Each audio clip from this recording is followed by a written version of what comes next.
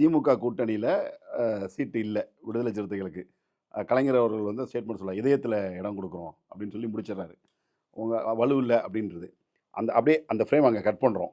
அதுலேருந்து 2000 இல்ல 2009 வாங்களேன். 2004லேருந்து அந்த ஃப்ரேம கட் பண்ணி 2009 வச்சா, அதே திமுக கூட்டணியில விடுதலை சிறுத்தைகளுக்கு 2 எம்பி சீட்டு.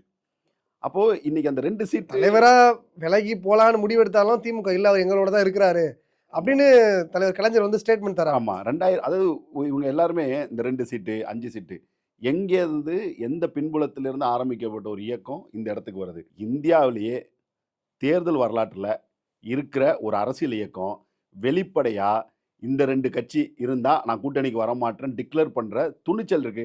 பிஜேபி பண்ணுவாங்க. காங்கிரஸ் இருக்கிற கூட்டணியில பிஜேபி போறதில்ல. திமுக இருக்கிற கூட்டணியில அதிமுக வரப்போறதில்ல. இவங்க 2 பேர் தான் காம்படிட்டர். இப்ப மீதி எல்லாமே வந்து அது இன்னைக்கு தமிழ்நாட்டுல திமுக, அதிமுக தவிர மீதி எல்லாருமே கோ பிளேயர்ஸ் தான். எந்த ஒரு கோ பிளேயர் லெவல்ல இருக்கிற ஒரு கட்சி இந்த 2 கட்சி இருக்குன்னா பாமக இருக்கிற அணியிலையும் பிஜேபி சேர மாட்டான் டிக்ளேர் பண்றாங்க. இந்த மாதிரி டிக்ளேர் பண்ற துணிச்சல் திராணி இருக்கிற ஒரு கட்சி காட்டுங்க பார்ப்போம்.